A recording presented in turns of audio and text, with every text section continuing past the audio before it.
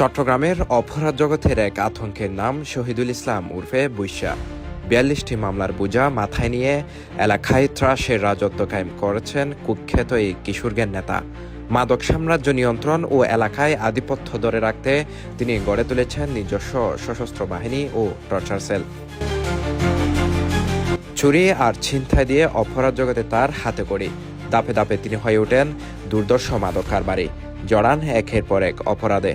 ছিনতাই, অস্ত্র, চাঁদাবাজি ও মাদকসহ অন্তত ৪২টি মামলার এই আসামির বিরুদ্ধে নগরীর বিভিন্ন থানায় রয়েছে অপরাধের দীর্ঘ খতিয়ান।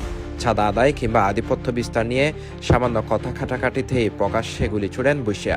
তবে শেষ রক্ষা হয়নি। অবশেষে র্যাবের জালে ধরা পড়েছেন চট্টগ্রামের এই দুর্ধর্ষ সন্ত্রাসী।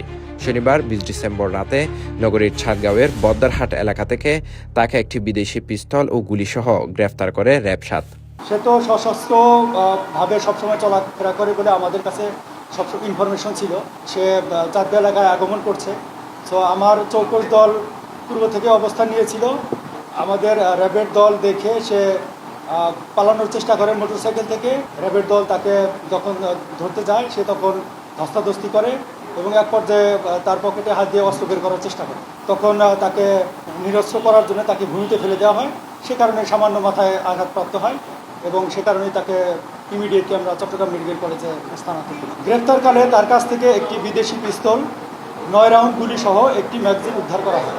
বুইসাকে গ্রেফতারের পর সংবাদ সম্মেলনে র্যাব জানায়, বিদেশে পালিয়ে থাকা চট্টগ্রামের আরেক শীর্ষ সন্ত্রাসী বড় সাজ্জাদের অনুসারী এই শহীদুল ইসলাম বুইসা চাহিদা মতো চাঁদা না পেলে প্রকাশ্যে গুলি ছুড়েন তার বাহিনীর সদস্যরা। সর্বশেষ গত ৪ অক্টোবর পাঁচলাইশের বাদুরতলায় বিজয় চৌধুরীর গ্যারেজের সামনে বুইসার সহযোগী মুন্না প্রকাশ্যে গুলি ছুড়েন, যার ভিডিও সামাজিক যোগাযোগ মাধ্যমে ছড়িয়ে পড়লে ব্যাপক আলোড়ন সৃষ্টি হয়।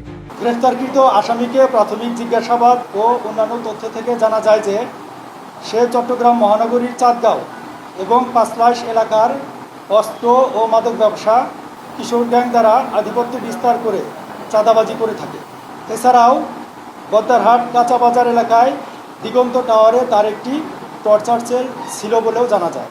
তার আধিপত্য বিস্তারকে কেন্দ্র করে তার যদি কেউ অবাধ্য হতো অথবা কেউ চাঁদা দিতে অস্বীকার করত, তাহলে তাকে উক্ত টর্চার সেলে গ্রেফতার করা হতো বলে জানা যায়।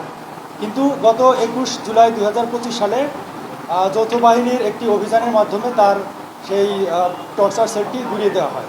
ভোলা জেলার দৌলত খান থানার মোহাম্মদ আলীর ছেলে শহীদুল ইসলাম উর্ফে বুইসা। তবে জন্মসূত্রে তিনি চট্টগ্রাম নগরীর পশ্চিম ষোলশহর এলাকার বাসিন্দা। তার অপরাধ সাম্রাজ্য নিয়ন্ত্রণে তিনি ৩০ সদস্যের একটি দুর্ধর্ষ বাহিনী গড়ে তোলেন। বদ্দারহাট কাঁচাবাজার এলাকার একটি ভবনের ৩য় তলার একটি বাসা তিনি নিজস্ব টর্চার সেল হিসেবে ব্যবহার করতেন। গত ২১ জুলাই সেখানে অভিযান চালিয়ে তার ১১ সহযোগীকে গ্রেফতার করে র্যাব ও পুলিশ। এই সময় বিপুল পরিমাণ দেশীয় অস্ত্র ও গুলি উদ্ধার করা হলেও কৌশলে পালিয়ে যান বুইসা। উক্ত গোলাগুলির ঘটনায় র্যাব ৭ চট্টগ্রাম ও চট্টগ্রাম মেট্রোপলিটন পুলিশ যৌথ অভিযান পরিচালনা করে বিপুল পরিমাণ আগ্নেয়াস্ত্র, গোলাবারুদ, দেশীয় অস্ত্র, বিভিন্ন থানা থেকে লুট হওয়া অস্ত্রসহ ১১ জনকে গ্রেপ্তার করতে সমর্থ হয়। এ সময় ঘটনাস্থল থেকে শহীদুল ইসলাম প্রকাশ বুইসা কৌশলে পালিয়ে যায়।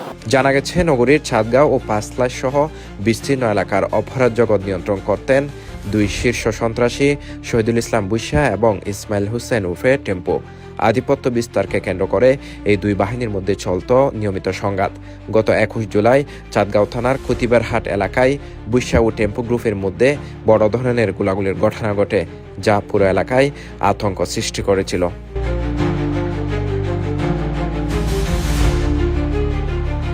এই দুটি গ্রুপ হচ্ছে একটি বুইসা বাহিনী আর একটি টেম্পু বাহিনী। টেম্পু বাহিনীর লিডার হচ্ছে ইসমাইল হোসেন টেম্পু, যে বর্তমানে বাংলাদেশ সেনাবাহিনী কর্তৃক গ্রেপ্তার হয়ে জেল হাজতে আছে। এলাকায় আধিপত্য ধরে রাখতে মরিয়া এই দুই গ্যাং লিডার শেষ পর্যন্ত আইনের হাত থেকে রেহাই পাননি। সম্প্রতি পাঁচলাইশ থানার পশ্চিম ষোলশহর এলাকায় যৌথ বাহিনীর হাতে ধরা পড়েন টেম্পু গ্রুপের প্রধান ইসমাইল হোসেন টেম্পু। বর্তমানে তিনি জেল হাজতে রয়েছেন। প্রতিদ্বন্দ্বী টেম্পু গ্রেপ্তার হওয়ার পর এলাকায় একচ্ছত্র নিয়ন্ত্রণ নেওয়ার চেষ্টা করেছিলেন বুইসা।